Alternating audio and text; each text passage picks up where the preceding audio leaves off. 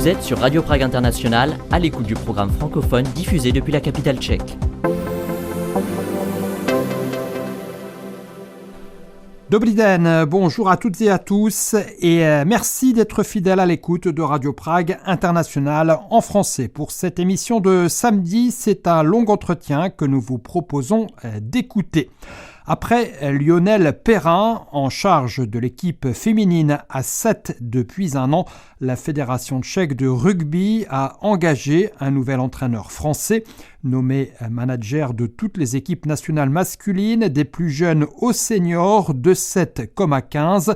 David Kurtex a récemment été présenté aux médias tchèques. Radio Prague International a rencontré David Kurtex pour évoquer avec lui le présent et l'avenir très ambitieux d'un rugby tchèque en pleine progression. Entretien.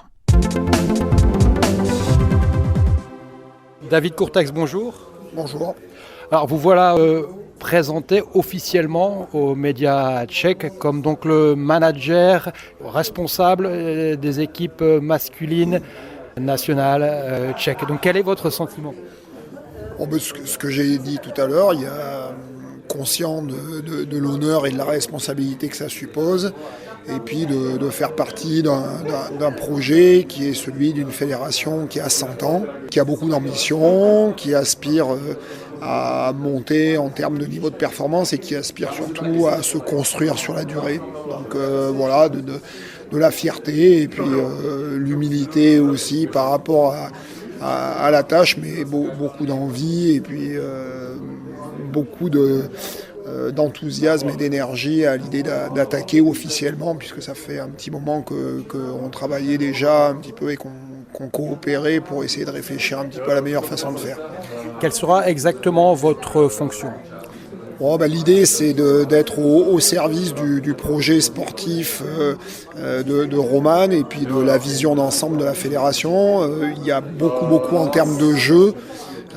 L'idée, c'est notamment d'essayer de permettre au rugby tchèque d'affirmer une identité qu'il a d'ores et déjà, et puis d'essayer d'aligner un petit peu toutes les équipes nationales sur, je dirais, une philosophie de jeu. C'est peut-être une expression très française, mais voilà, essayer de jouer un peu tous le même rugby, dans le même état d'esprit, avec des repères un petit peu communs, qui laissent beaucoup de liberté aux joueurs, beaucoup d'initiatives, et puis qui valorisent entre guillemets leur capacité à s'adapter intelligemment en équipe.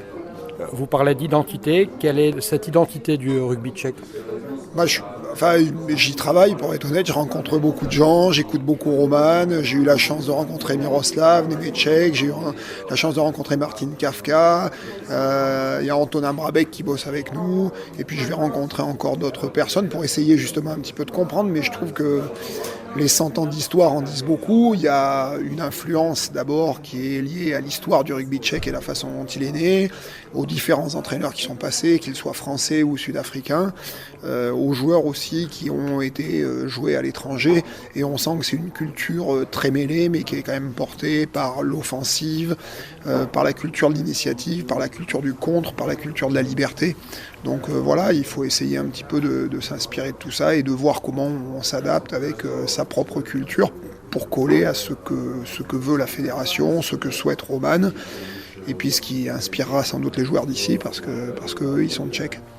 Vous évoquez Roman Schuster, donc un des responsables, le directeur sportif ou général de cette fédération tchèque, Martin Kafka,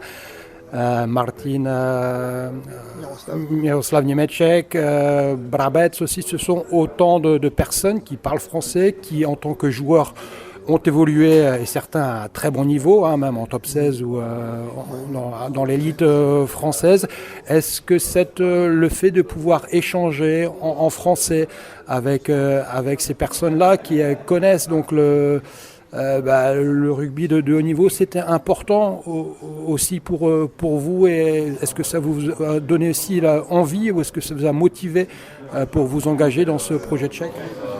Oui, je pense que ça aide parce que ça facilite la communication, et que la communication c'est quand même une clé pour bien se comprendre et puis arriver à échanger et se construire un petit peu des repères communs.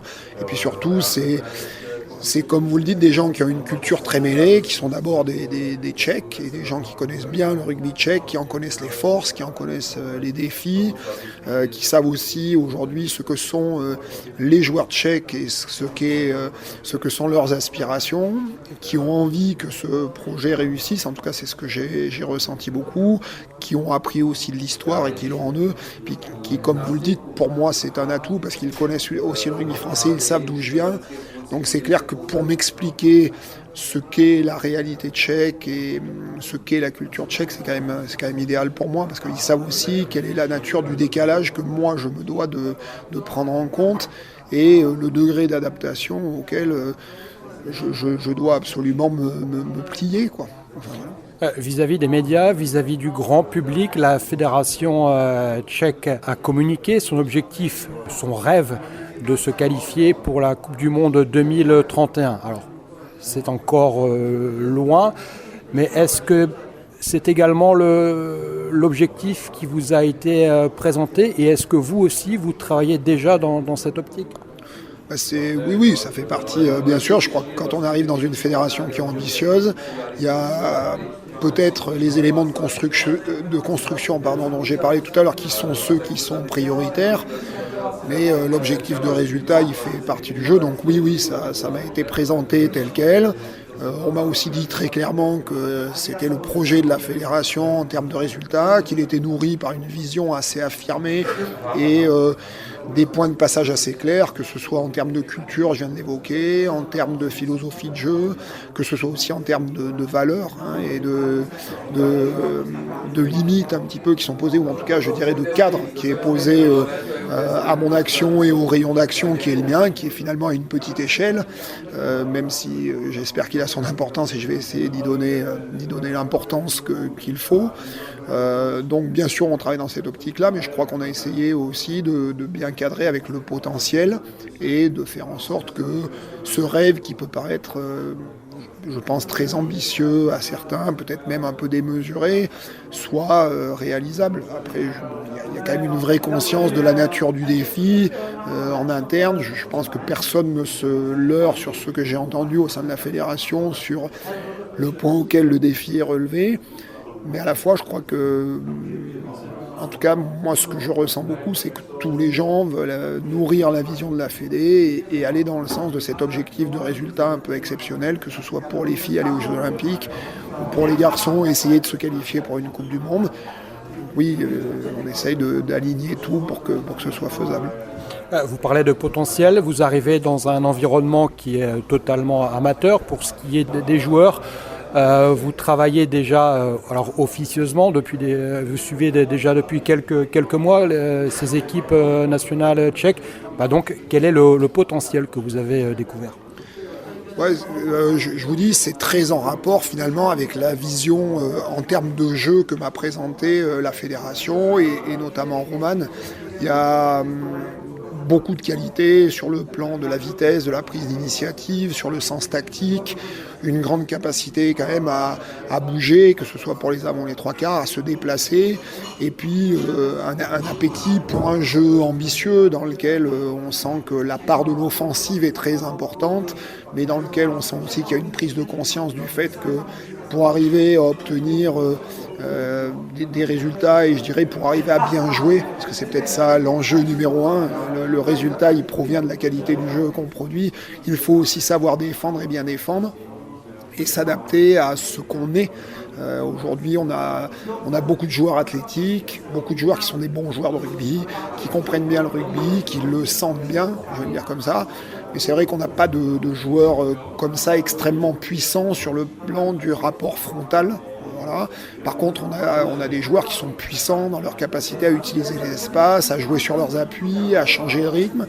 Et je pense qu'il y a quand même un groupe qui est assez mature à ce niveau-là et qui connaît ses forces et qui sait que c'est sur ses forces qu'il va falloir jouer et qui, dans ce domaine-là, nourrit aussi la façon de jouer. Donc c'est agréable d'avoir des joueurs impliqués, motivés. Et puis peut-être la dernière des choses que je pourrais dire, c'est qu'il y a quand même un vrai potentiel aussi en termes de jeunes joueurs et de formation, parce que les prestations des sélections U18, U20 et les rassemblements des jeunes générations telles que les U14 et U12 semblent attester quand même d'une vraie culture du rugby tchèque telle que je viens de la décrire et de vraie qualité et de capacité à s'affirmer dans l'avenir, quoi. Vous avez pu suivre les matchs de l'équipe nationale A à l'automne dernier, avec donc 3 victoires consécutives contre la Croatie, un adversaire plus faible, mais 2 belles victoires significatives, à la fois contre la Pologne et contre la Suède. Que vous ont montré ces matchs et ces victoires ? La confirmation de ce que je vous disais là, d'abord, en termes de jeu et de qualité de joueurs et de qualité d'équipe, de potentiel, de profondeur d'effectifs. Et puis j'insiste encore, la prestation des U18 et des U20 aussi lors des championnats d'Europe qui se jouaient à Prague. Et puis après, la possibilité, en tout cas assez rapide, de postuler à une place dans le niveau supérieur qui est le Championship, parce que je crois que ça a attesté l'effet qu'avec ces adversaires qui sont aujourd'hui les plus à même de jouer au niveau supérieur, dans les faits, on a vu qu'on était capable de lutter avec eux, voire même de les battre. Donc, et que surtout les matchs révélaient un potentiel et une capacité d'amélioration dans pas mal de domaines, quoi. Voilà. Donc il y a des matchs aboutis. Je pense que le match de la Suède était un match plutôt abouti. Je pense que la Pologne et la Croatie que vous avez évoqués étaient des matchs gagnés, dans lesquels il y a eu beaucoup de bonnes choses et dans lesquels il y avait aussi des pistes pour faire mieux assez rapidement, en étant tout simplement sur le plan collectif plus réglé et puis en trouvant les pistes d'amélioration qui collent au jeu qu'aujourd'hui la fédération veut jouer et qui collent, je pense, au profil des joueurs que nous avons. On a parlé de l'objectif ou du rêve Coupe du Monde de 2031, mais avant cela, la première nécessité est de monter, de passer donc du niveau trophy. Alors c'est l'équivalent après le tournoi destination, le Championship, où il y a des équipes comme la Géorgie, le Portugal, l'Espagne, la Roumanie, donc des nations traditionnelles du jeu. Donc le niveau trophy, c'est l'équivalent de la troisième échelon européen. Mais il y a une grosse différence de niveau entre le Championship et donc des pays comme la Géorgie, le Portugal ou la Roumanie qui vont disputer la prochaine Coupe du Monde en 2027 et ce niveau trophy. Alors vouloir monter, c'est bien, c'est un objectif légitime, mais ceci dit, monter, et si c'est entre guillemets pour prendre des raclées contre ces grandes équipes, donc là aussi, est-ce que c'est une réflexion déjà que vous avez ? Oui, je crois que, vous avez très bien résumé, je ne vais pas redire ce que vous avez dit, et je crois qu'au sein de la fédération, tout le monde est conscient de tout ça, et pour être honnête, je pense que les joueurs sont conscients aussi de tout ça. Je pense que la Super Cup a le gros avantage de permettre de s'évaluer et d'être très au clair sur les endroits dans lesquels il faut progresser pour pouvoir lutter dans un premier temps, peut-être pas à armes égales, mais en tout cas pouvoir vraiment s'opposer, puis peu à peu se confronter au niveau et arriver finalement à se donner les moyens d'y être.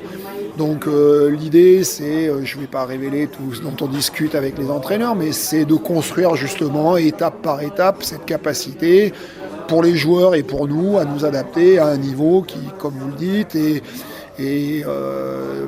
plus agressif, plus rapide, faut le dire, plus brutal dans les contacts, dans lequel le jeu au pied est un peu plus long, un peu plus précis, dans lequel la mêlée est une vraie épreuve de force, dans lequel le contact est quelque chose dans lequel d'abord on doit être en sécurité et ensuite on doit se donner les moyens d'être efficace et les deux vont de pair. Donc voilà, c'est petit à petit qu'on se construira, je pense, les moyens de jouer à ce niveau-là. Moi, j'insiste sur le fait que notre sentiment à tous, les techniciens de la fédération, c'est que le potentiel est là. La conscience, c'est qu'il y a du travail malgré tout pour se mettre à niveau et que je dirais que les 2 ans qui nous séparent d'une éventuelle participation au Championship, parce que pour être honnête, aujourd'hui, il faudra un miracle pour monter dès l'année prochaine, c'est 2 années dans lesquelles, en construisant pas à pas, on va pouvoir se donner les moyens d'y exister et pas seulement de figurer dans la composition du groupe, mais aussi de réellement être compétitif pour jouer à ce niveau-là. Vous avez évoqué la Super Cup. Alors pour nos auditeurs, nos lecteurs qui ne sont pas forcément des experts de rugby, de quoi s'agit-il exactement ? C'est une compétition dans laquelle évolue une équipe tchèque, les Bohemia Warriors. C'est une compétition qui concerne des joueurs de moins de 23 ans. C'est bien ça, mais des jeunes joueurs, l'idée c'est de les faire progresser. Donc quelle est cette compétition exactement et dans quelle mesure est-elle importante pour le développement de l'équipe nationale tchèque ? Vous évoquiez le niveau de championship. Je crois que pour expliquer un petit peu, donc cette Super Cup, c'est une coupe d'Europe que la Fédération européenne a inventée pour permettre à des nations qui ne participent pas aux coupes d'Europe classiques ou portées surtout par des équipes du tournoi Destination participent.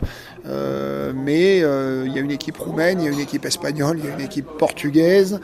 Il y a une équipe belge et donc les Bohemia Warriors que vous avez évoqué, donc en fait 5 équipes sur les 6 qui participent au Championship, 4 équipes sur les 5 pardon. Et donc c'est une façon de se confronter à ce niveau-là. Aujourd'hui par exemple l'équipe d'Espagne est quasiment l'équipe d'Espagne quand on a joué contre eux qui a joué les Fidji. Donc c'est une bonne façon de s'étalonner et de prendre conscience justement des domaines dans lesquels il faut forcément progresser pour se mettre à ce niveau-là. Je pense qu'il y a eu dans ce match beaucoup de choses intéressantes, même si le score a été en notre défaveur et qu'il est assez lourd. L'équipe portugaise était quasiment une équipe Portugal B. Donc tout ça, ça permet de s'évaluer. Le match en Roumanie aussi est contre un adversaire qui joue quand même les premiers rôles dans le Championship, qui joue la Coupe du Monde. Portugal, Espagne, Roumanie sont des équipes qui joueront la prochaine Coupe du Monde et la Belgique était pas loin de se qualifier. Donc c'est une façon, encore une fois, de prendre conscience, d'élever son niveau. Il y a des moments, je dirais, qu'en sport, quand on veut véritablement progresser, il faut, comme dans tout dans la vie finalement, il faut se confronter à des gens qui vont un peu plus vite, qui sont un peu meilleurs, pour tout simplement par cet effet de compétition, de prendre conscience et aussi d'élever son niveau juste par la confrontation adverse. On parle beaucoup des équipes nationales. Là, au printemps, il n'y aura finalement pas beaucoup de matchs. Le championnat national, l'Extraliga, va prochainement reprendre. Que savez-vous de ce championnat et qu'en attendez-vous ?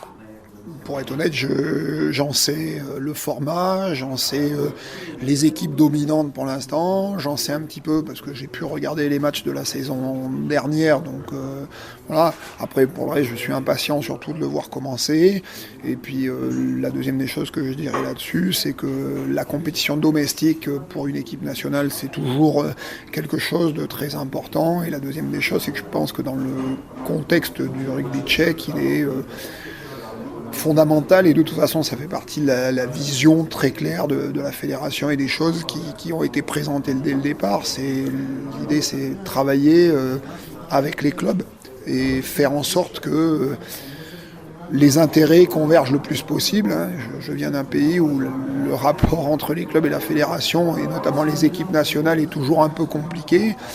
Bon, mais je crois que l'enjeu qu'ont très bien posé le président, Roman et tout un tas d'autres personnes qui dans la fédération sont aujourd'hui à des postes de décision et qui structurent un petit peu le projet fédéral, insistent beaucoup sur le fait qu'il faut travailler le mieux possible, le plus efficacement possible avec les clubs. Donc voilà, enfin, moi je suis plutôt convaincu de ça, donc ça me pose pas trop de soucis ni de réflexion. Et les visites que j'ai pu faire dans quelques clubs et que je vais continuer me donnent le sentiment que tout le monde a envie de faire avancer bien sûr son club mais aussi le rugby tchèque dans son ensemble en étant conscient du fait que si les clubs avancent, le rugby tchèque au niveau des équipes nationales avance et inversement. Donc voilà. David Courtex, vous avez dirigé, entraîné l'équipe nationale féminine de France, donc à 7 pendant une longue période, de 2010 à 2024, une équipe de France avec laquelle vous avez connu le haut niveau, des médailles mondiales, olympiques. Vous êtes ensuite occupé de l'équipe de France des moins de 20 ans, alors cette fois masculine. Par rapport à ce parcours d'entraîneur, que représente ce nouveau défi en Tchéquie et à l'étranger? Est-ce que c'était important pour vous, peut-être personnellement aussi, de tenter quelque chose de nouveau et de quitter ce contexte franco-français? Je ne sais pas quoi en dire. Je pense qu'en tout cas, quand on aime le sport, quand on aime le rugby en l'occurrence et qu'on est entraîneur, je crois qu'il faut être toujours attiré par des choses qui vous séduisent, parce qu'il y a quand même une dimension passion, une dimension inspiration dans tout ce qu'on entreprend. Et moi je dirais que, pour ce qui me concerne, puisque la question est orientée comme ça, le parcours il n'était pas tracé, peut-être même que ça pouvait paraître improbable comme suite à ma carrière d'entraîneur. Mais je dirais que le projet était séduisant. Vous avez évoqué la francophonie d'un certain nombre de mes interlocuteurs, la présence de Lionel Perrin. Bon, tout ça, peut-être la proximité jusqu'à un certain point de la culture tchèque et de la culture française dans certains domaines. Bon, là, je crois que c'est surtout les projets qui guident les entraîneurs souvent. Et là, il y avait une commande très claire, il y avait un profil très clair d'entraîneur. On s'est donné vraiment le temps de discuter et de voir si ça correspondait. Et je pense que la fédération, et moi ça m'a mis dans le confort, a voulu vraiment savoir si je correspondais à ce qu'ils voulaient mettre en place en termes de jeu, ce qu'ils voulaient mettre en place en termes de structure, si la méthodologie de travail collait bien. Moi ça m'a permis aussi de bien ajuster et de bien comprendre ce qu'ils voulaient et de voir que c'était inspirant et motivant. Je répondrai plus sous cet aspect-là. Après, je ne savais pas du tout où ça allait aller. Ça aurait pu continuer. Ça n'a pas été le cas. Bon, voilà. En tout cas, moi, j'ai vraiment envie de parler du présent et d'aller de l'avant. Et puis, encore une fois, le projet me plaît, il est inspirant. Et je reviens sur ce que j'ai dit tout à l'heure. Je trouve que ce qui est très agréable, c'est qu'ici, on se sent en tant qu'entraîneur, je me sens une toute petite chose au service de quelque chose de beaucoup plus grand. Et je ne sais pas si ça va être clair, mais je trouve qu'en tant qu'entraîneur, c'est un immense confort. Parce qu'on sent qu'en fait, on est juste un tout petit rouage de quelque chose de beaucoup plus important. Et c'est bien d'être à cette place-là, parce que finalement, c'est notre place. Quelle est la durée de votre mission ? Pour l'instant, on va avancer pas à pas. On a décidé avec la fédération d'avancer saison par saison. C'était aussi mon choix parce que je pense aujourd'hui que il faut se donner cette marge de latitude-là pour pouvoir travailler bien ensemble. Je pense que ça n'empêche pas de s'engager sur la durée, mais je pense que le fait d'aller pas à pas, saison par saison, permet de réguler, d'évaluer à chaque fois, de bien s'assurer, de ne pas se sentir, entre guillemets, prisonniers les uns des autres ou prisonniers d'un contrat, mais d'être plutôt dans l'esprit que je ressens beaucoup ici, c'est-à-dire un esprit de coopération très, très humaine, très amicale et aussi très exigeante, et qui fait que je pense que dans l'esprit, on est dans l'idée de s'engager, de faire dans la durée, mais qu'on s'est donné cette marge de manœuvre à laquelle j'avoue que je tenais beaucoup moi aussi. Vous avez évoqué une certaine proximité entre la culture tchèque et française. Concrètement, qu'est-ce que cela signifie ? Ce que je ressens, c'est beaucoup d'envie d'être innovant, créatif, de se laisser de la liberté. Je parle de sport, je parle de sport uniquement, mais j'avoue que j'ai été voir beaucoup le hockey, j'ai regardé les matchs de football. Je me suis essentiellement, intéressé au sport collectif. J'ai rencontré les gens dont je vous ai parlé et je les ai tous sentis très séduits par l'idée, quand on a le ballon notamment, d'avoir une vraie liberté pour le porteur du ballon, de prise de décision, d'être intelligent, d'être malin, d'aimer manipuler le ballon, d'aimer faire des choses aussi spectaculaires, d'avoir une vraie culture d'un jeu d'attaque. Et ça, je pense que c'est une vraie proximité avec le rugby français historique. Et puis après, peut-être cette dimension très amicale, très l'esprit du rugby tel qu'on le vit un petit peu en France, qui est aussi une façon de vivre ensemble, des valeurs de solidarité, d'engagement, l'esprit d'équipe, un petit peu. Bon, voilà, je trouve qu'il y a beaucoup de proximité de ce point de vue-là. Pour la culture tchèque en elle-même, je la connais pas assez pour me permettre, et puis je suis pas sociologue, mais sur le sport co, je sens beaucoup de parallèles et de connexions, même s'il y a des particularités forcément propres au pays. Vous êtes désormais deux entraîneurs français au sein de cette fédération tchèque. Il y a également Lionel Perrin qui lui s'occupe de l'équipe féminine A7. On suppose que vous avez échangé avec lui avant peut-être de vous engager ? Oui, il se trouve qu'avec Lionel, on a travaillé par le passé ensemble sur différents projets et différentes équipes. Donc bien sûr qu'on a discuté. Après, c'est ce que je disais un petit peu tout à l'heure, il m'aide beaucoup dans mon acclimatation ici, dans ma capacité notamment à me diriger. Voilà, et puis bien sûr qu'il m'a partagé ses premiers mois ici, son sentiment aussi sur les forces et les défis qu'a relevé le rugby tchèque. Bon voilà, après j'ai envie d'insister beaucoup sur ce que vous avez dit, que ce soit Romain, que ce soit Tonda, y compris les rencontres qui sont il y a peu avec Miroslav, Nemeček, avec Martine. Tout ça, ça participe de la compréhension. Donc je ne veux pas non plus focaliser. C'est un vrai confort pour moi de savoir que Lionel était ici, et forcément ça m'a aidé dans la réflexion et dans la capacité à comprendre. Bon voilà, après il y a plein de choses qui comptent dans tout ça, et pas que la présence de Lionel.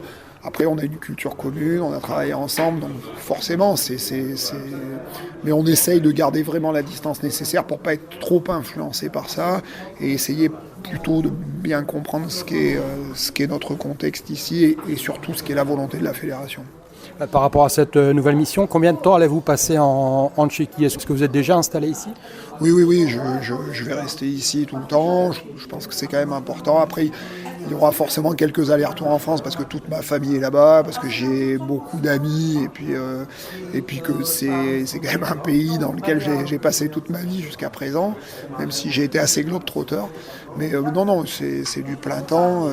Il s'agit de s'installer ici, d'être aussi à la disponibilité à la disposition de la fédération, et puis de pouvoir rencontrer tous les acteurs du rugby masculin tchèque, de pouvoir discuter avec les entraîneurs, de pouvoir aussi réfléchir ensemble, et puis construire ensemble ce qu'on attend de nous.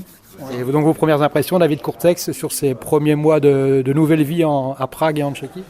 Je vous dis, sur le plan professionnel... En dehors du terrain.